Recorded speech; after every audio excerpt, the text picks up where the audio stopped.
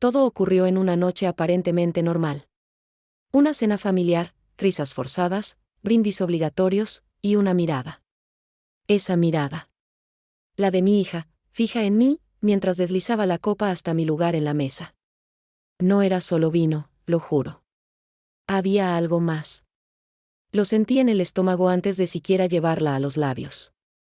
Pero lo que nadie sabía es que, segundos antes del brindis, yo había cambiado de copa. El vaso que iba directo a mí, terminó en las manos de su esposo. No sabía que una cena podría convertirse en una sentencia de muerte. Pero ahí estaba yo, frente a mi propia hija, mientras ella fingía una sonrisa y me ofrecía una copa. Me pareció raro, ella nunca me servía directamente. Pero lo acepté. Y justo cuando iba a brindar, noté algo, el color del vino, la forma en que lo colocó. Lo cambié, sin pensar. Solo por intuición. Lo siguiente fue un caos. Su esposo, tras el primer sorbo, se atragantó, se puso pálido, y cayó. Mi hija siempre fue fría, pero esa noche lo fue más que nunca. Sentí un escalofrío cuando me dio la copa y me dijo, brinda conmigo, papá. Su tono era dulce, pero sus ojos no. Algo en su gesto me heló la sangre. Y por alguna razón, que ni yo entendí, cambié mi vaso por el que estaba junto a su esposo. Fue un gesto automático. Inconsciente. Y quizás lo que me salvó la vida. Porque 5 minutos después, él estaba convulsionando en el suelo. Y ella no hizo nada. Antes de continuar, asegúrate de suscribirte y dar me gusta. Dicen que el instinto nunca se equivoca. Y esa noche, el mío me gritaba que algo estaba mal. Mi hija, tan amable, tan perfecta, me sirvió el vino con una sonrisa que no le llegaba a los ojos. Por la familia, dijo. Pero yo vi algo en sus manos. Un leve temblor. Una duda en su expresión. Así que intercambié las copas, como quien cambia un detalle sin importancia. Pero esa pequeña acción lo cambió todo. Porque esa noche, no era yo quien debía morir. Todo era parte del plan. La mesa perfecta, la música de fondo, las risas vacías. Y en medio de todo, ella. Mi hija. Sirviéndome una copa con la misma delicadeza con la que una enfermera entrega una inyección letal. Lo supe. No tenía pruebas, pero lo supe. Esa copa no debía tocar mis labios. Así que la cambié. Lo hice con calma, como si no pasara nada. Y cuando su esposo bebió, cuando empezó a toser con desesperación, cuando los ojos se le pusieron vidriosos, entendí que mi instinto no me había fallado. Pensé que sería una noche incómoda, como muchas otras. Pero no que sería una emboscada. Mi hija me abrazó, me dijo cuánto me quería, y me ofreció una copa. Hoy es un día especial, susurró. Pero algo no cuadraba. Había una tensión en el aire. Ella se sentaba justo frente a mí, observando cada uno de mis movimientos. Fue entonces cuando tomé la decisión de cambiar los vasos. Solo por precaución. Y bendita precaución. Porque el que terminó bebiendo fue su esposo. Y lo que pasó después, no se me borrará jamás. La traición no siempre viene de un enemigo. A veces viene en forma de sonrisa, de copa servida, de un te quiero, que en realidad es un adiós. Esa noche, mi hija me miró como si me estuviera despidiendo. Yo no sabía qué hacer. Todo se sentía raro. Frío. Peligroso. Así que cambié los vasos, como quien cambia el destino. Lo hice sin pensar.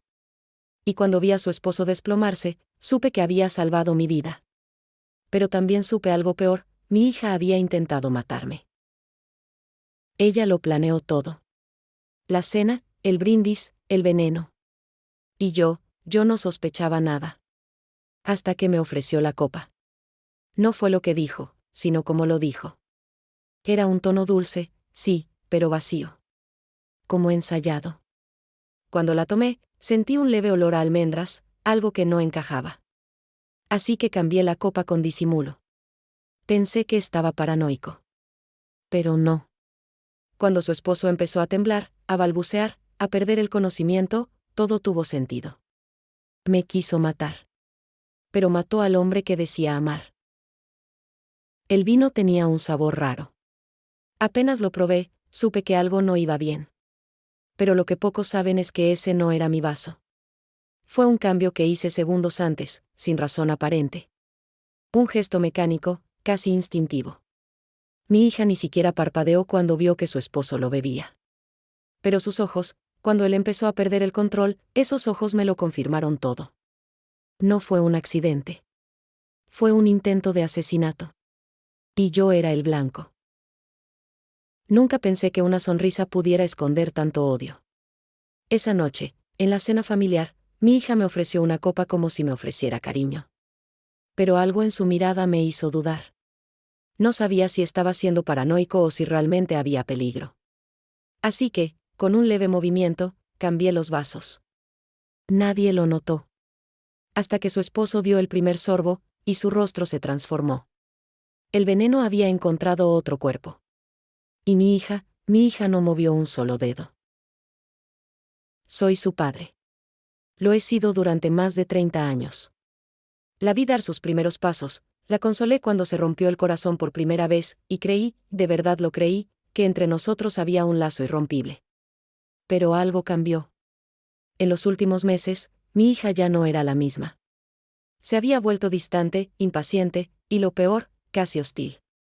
La cena de esa noche no era una simple reunión familiar, era un intento desesperado por recuperar lo que quedaba de nuestra relación. O al menos, eso pensaba yo. Lo que no sabía es que, para ella, esa noche tenía otro propósito: eliminarme de su vida, para siempre. Soy un hombre común. Un padre que lo dio todo por su hija, incluso cuando no lo merecía. Su madre y yo nos separamos cuando ella era pequeña, y desde entonces hice lo imposible por estar presente.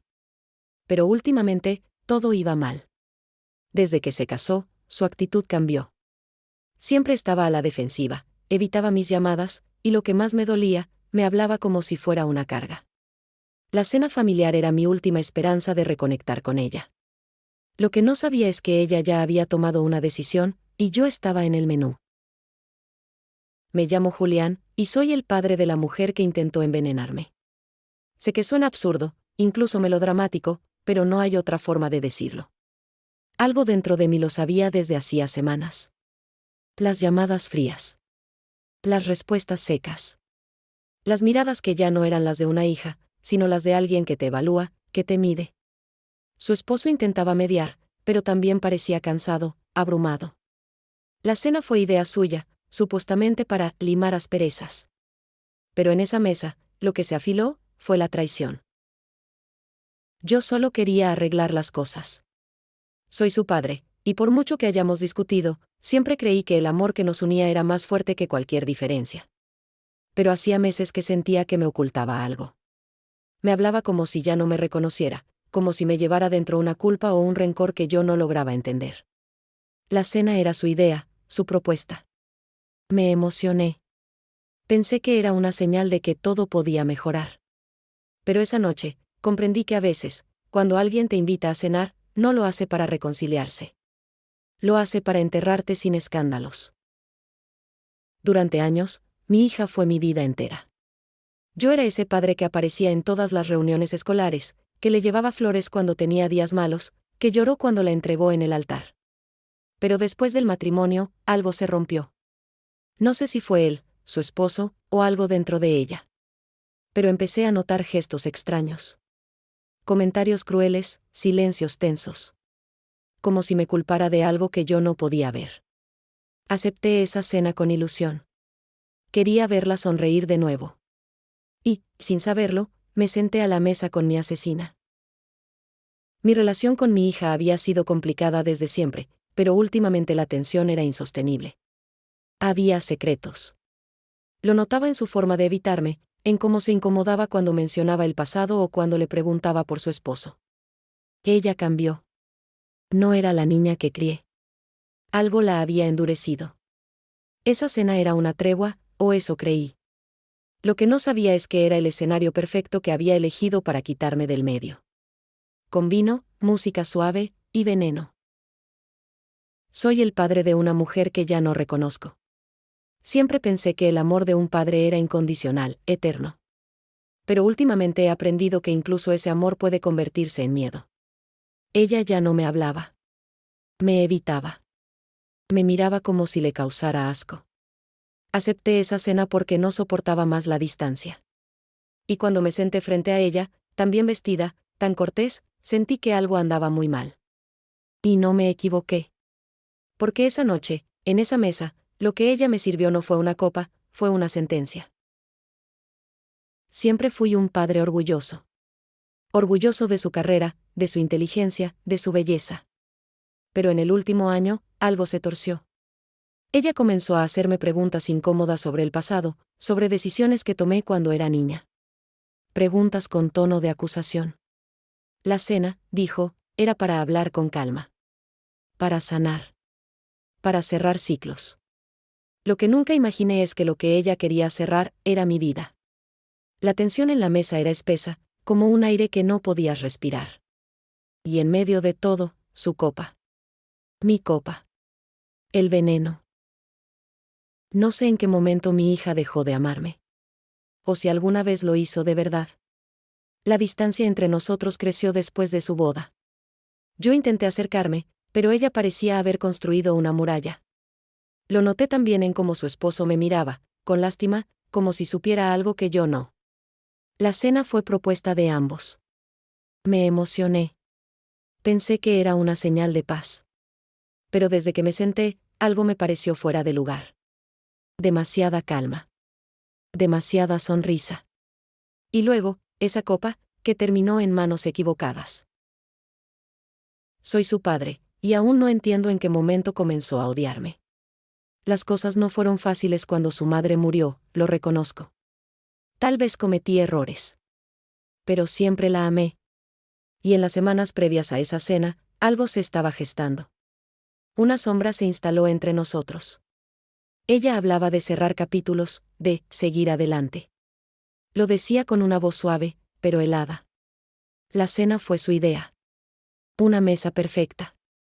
Una copa perfecta. Una muerte casi perfecta, si no fuera porque intercambié los vasos a último momento. La cena comenzó con una calma inquietante. Nos sentamos los tres alrededor de la mesa, como si estuviéramos actuando en una obra que alguien más había escrito. Ella, frente a mí. Su esposo a su derecha. Yo, como siempre, intenté romper el hielo con algún comentario ligero, una anécdota de cuando ella era pequeña. Pero su mirada fue dura. Casi indiferente. Asintió con una sonrisa vacía, de esas que no llegan a los ojos.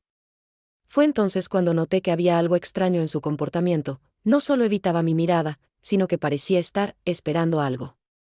Algo que ya estaba puesto frente a mí, una copa de vino más llena que las demás. Mi hija no era la misma. Lo supe desde el primer instante en que me abrió la puerta. Sus abrazos antes eran largos, cálidos. Esa noche fue diferente. Apenas un roce de mejilla, como si quisiera evitar el contacto. En la mesa, su tono era suave, casi calculado. Respondía lo justo, con palabras medidas. Y aunque hablaba, sus ojos no se movían como antes. Me observaban con una especie de frialdad que me congelaba por dentro. La copa que me sirvió tenía un tono más oscuro que el resto.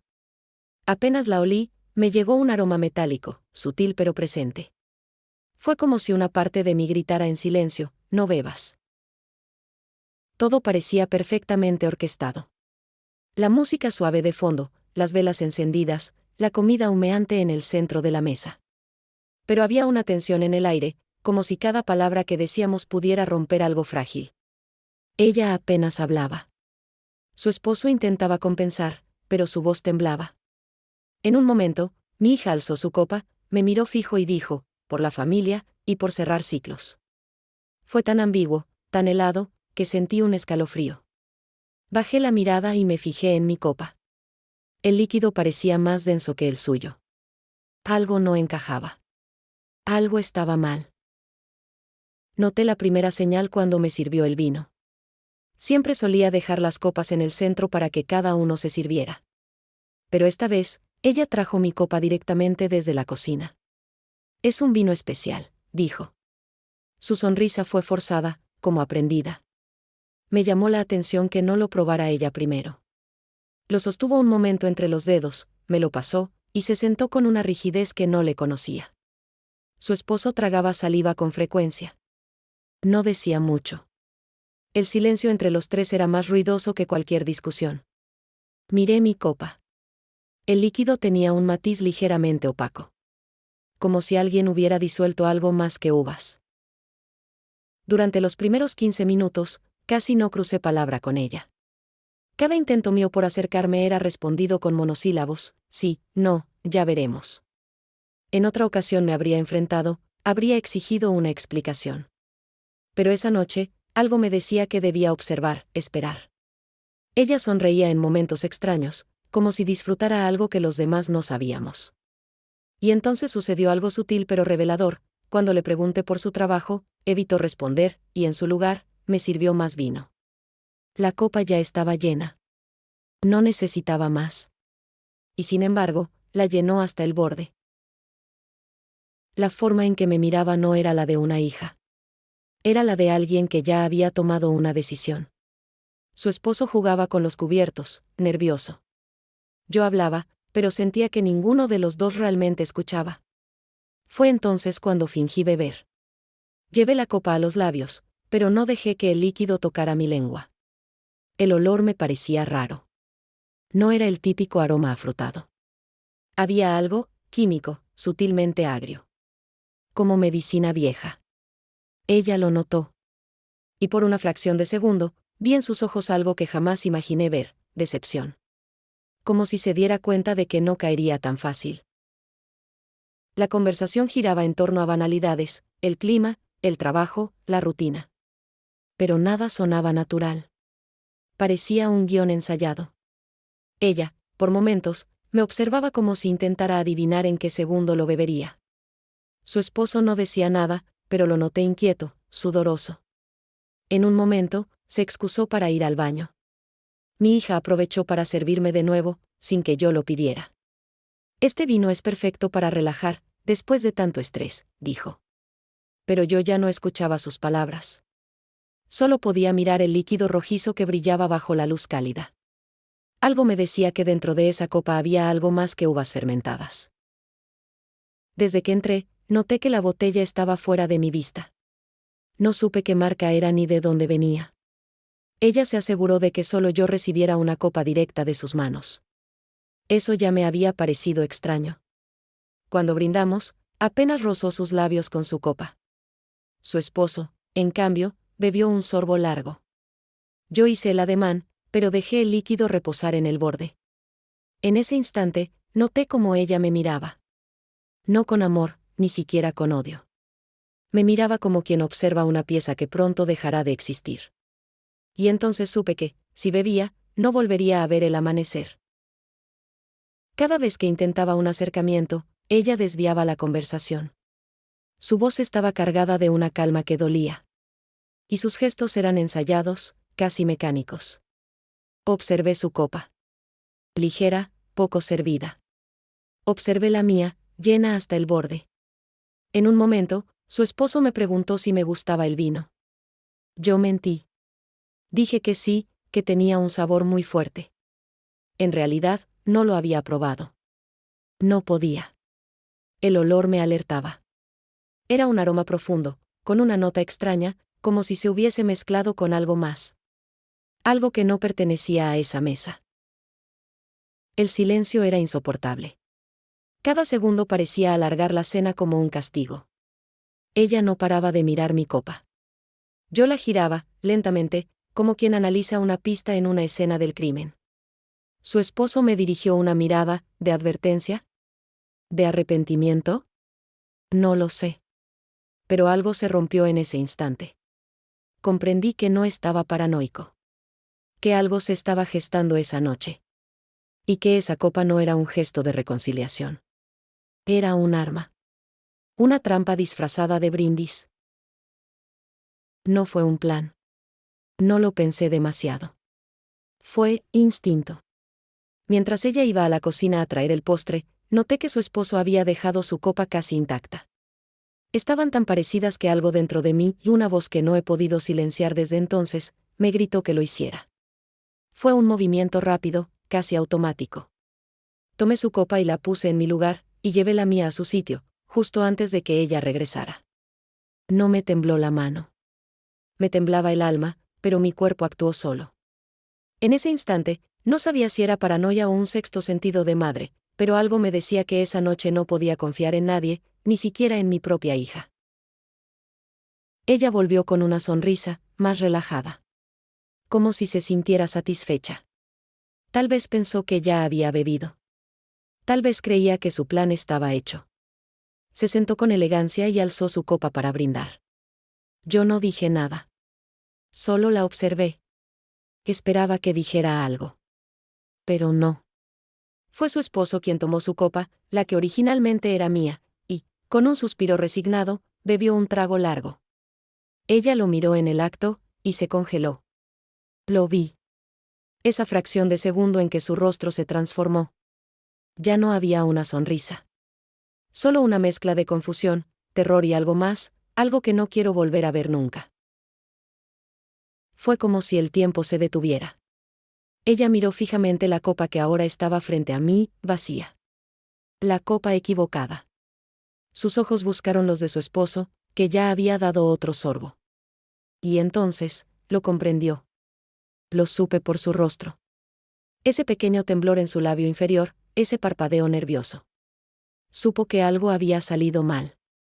Que el destino le había jugado en contra. Intentó disimular, pero sus manos sudaban. Yo no dije nada. No podía. Me limité a observar el espectáculo silencioso que ella misma había creado. Y entonces él dejó la copa sobre la mesa, y preguntó, como si nada, ¿por qué me miras así? Ella balbuceó. Dijo que no era nada, que estaba cansada. Pero yo ya lo había entendido todo. No necesitaba más pruebas. Mi hija, mi propia hija había intentado envenenarme. Y ahora, sin querer, había envenenado al hombre que amaba. Ironía o justicia, no lo sé. Pero el aire en la sala se volvió irrespirable. Nadie dijo nada durante un largo minuto. Solo se escuchaba el tic-tac del reloj de pared, ese que colgaba desde que ella era niña. Su esposo tomó otro sorbo, mientras ella intentaba detenerlo con la mirada. Pero no lo hizo con palabras. Porque hacerlo significaría confesarlo todo. ¿Estás bien?, le preguntó él. Y en sus palabras había algo más que preocupación. Había sospecha. Tal vez llevaba tiempo sintiendo que algo no estaba bien con ella. Tal vez esa noche también era su punto de quiebre. Mi hija asintió, pero ya no podía ocultar su nerviosismo. La piel le cambiaba de color. Su respiración era cada vez más rápida. Vi cómo sus dedos apretaban la servilleta hasta arrugarla completamente. Por dentro, yo gritaba. Quería preguntarle por qué. ¿Por qué a mí? Pero no lo hice. Porque en ese instante, él comenzó a toser. Al principio fue un carraspeo, algo leve. Se llevó la mano a la garganta. Bebió un poco de agua. Debe ser la comida, dijo, forzando una sonrisa. Pero su rostro ya mostraba señales de algo más. Empezó a sudar, a palidecer. Yo me levanté de inmediato. Mi hija, en cambio, se quedó paralizada. Su mirada se movía frenéticamente entre él y la copa. Fue entonces cuando la verdad se hizo carne. Ella sabía exactamente lo que estaba pasando. Su esposo intentó incorporarse, pero las piernas no le respondieron. Cayó de rodillas, y yo grité su nombre. Ella no hizo nada. No corrió a ayudarlo. No gritó. Solo lo observaba, con los labios entreabiertos, como si quisiera decir algo, pero no pudiera. Como si la culpa le hubiese arrancado la voz. Yo me arrodillé junto a él. Su pulso era débil. Respiraba con dificultad. Llamé a emergencias, con los dedos temblando. En la línea, me preguntaban qué había pasado. Yo no sabía qué responder. ¿Cómo podía explicar que creía que mi hija había intentado asesinarme, pero que en su lugar envenenó a su esposo? ¿Quién me creería? ¿Qué le diste?, le grité. Ella negó con la cabeza, pero su rostro decía otra cosa. Su silencio era la mayor confesión. Cuando la ambulancia llegó, él ya estaba inconsciente. Los paramédicos lo estabilizaron como pudieron. Uno de ellos olió la copa y frunció el ceño. Me miró, serio, y me dijo que eso no era solo vino. Que había algo más. Algo peligroso. Ella intentó decir que no sabía nada, que tal vez fue una confusión. Pero no podía sostener su propia mentira. Sus ojos estaban descompuestos. Su alma se estaba derrumbando frente a nosotros. Los paramédicos se lo llevaron. Yo me quedé ahí, temblando. Ella se sentó lentamente en la silla, como si el peso de sus actos por fin le hubiera caído encima. No dijo una palabra. Y entonces supe que nunca más volvería a verla de la misma forma. Que ese lazo que me unía a ella, de sangre y de amor, se había roto para siempre. Todo por un trago. Todo por una copa. Pero más allá del veneno, lo que más dolía era el motivo. ¿Qué clase de odio profundo puede llevar a una hija a intentar matar a su madre? La policía llegó minutos después. Se llevaron la copa, el vino restante, y tomaron declaración. Yo me sentía vacía. Como si me hubieran arrancado algo desde dentro. Ella fue interrogada allí mismo. Su rostro, ya sin máscara, era el de una mujer derrotada. Y mientras la patrulla se la llevaba, me miró por última vez. No dijo nada. No pidió perdón. Solo me miró como si, incluso después de todo, creyera que yo tenía la culpa. Y entonces entendí que ese veneno no estaba solo en la copa, había estado creciendo en su corazón desde hacía mucho tiempo. Todo fue tan rápido como irreal. Apenas unos minutos después del brindis, su esposo dejó la copa en la mesa con un gesto extraño. Frunció el ceño como si algo en su garganta lo molestara, luego se llevó la mano al estómago. ¿Estás bien?, le pregunté, aunque ya conocía la respuesta. Él intentó hablar, pero solo logró emitir un sonido áspero, como si tuviera algo atascado. Y entonces, vino la tos. Una tos seca al principio, pero cada vez más violenta, más desesperada. En ese momento, toda la mesa se quedó en silencio. El cuchillo del abuelo, a medio camino del jamón, quedó suspendido en el aire. Nadie respiraba. La segunda tos vino con arcadas. Se llevó ambas manos al pecho y comenzó a respirar agitadamente, como si el aire se hubiera convertido en fuego. Su frente se perló de sudor en segundos. Yo me levanté de inmediato, rodeé la mesa, lo tomé del brazo. Mi hija no se movió. Seguía sentada, rígida, los ojos clavados en él, pero sin hacer nada. «Llama a una ambulancia», grité. Nadie se movía. Era como si el tiempo se hubiera congelado menos él, que caía en espiral hacia un abismo que solo él parecía sentir. Fue entonces cuando se levantó de golpe y trastabilló. La silla cayó hacia atrás haciendo un estruendo seco. Dio unos pasos torpes, tropezando con el borde de la alfombra, y se desplomó sobre la mesa. La vajilla tembló, los cubiertos saltaron, el vino se derramó sobre el mantel blanco como una mancha de sangre. Nadie entendía qué estaba pasando, pero todos sabíamos que no era normal. Que no era casualidad. Su rostro comenzó a volverse de un tono pálido casi azulado. Intentó hablar, pero solo salía espuma entre sus labios. Espuma. Ahí comenzó el verdadero caos. Gritos. Sillas empujadas. Alguien gritó su nombre. Otra persona corrió a buscar un teléfono. Yo me arrodillé junto a él y traté de mantenerlo despierto. Le hablé, le toqué el rostro. Pero sus ojos se estaban yendo. Entonces lo escuché, un sollozo detrás de mí. Me giré y vi a mi hija, de pie, paralizada, con la boca entreabierta y las manos temblorosas. No era el llanto desesperado de una esposa preocupada. Era el llanto contenido de alguien que sabía que lo que estaba ocurriendo era consecuencia directa de sus actos. «¿Qué hiciste?», le pregunté sin alzar la voz. Pero fue como un disparo en medio de la sala. Todos se giraron hacia ella. Ella negó con la cabeza. Una vez, 2 veces. Pero sus labios no podían formar palabras. Era como si cada sílaba fuera un veneno que no se atrevía a escupir. Nadie la tocó. Nadie se acercó.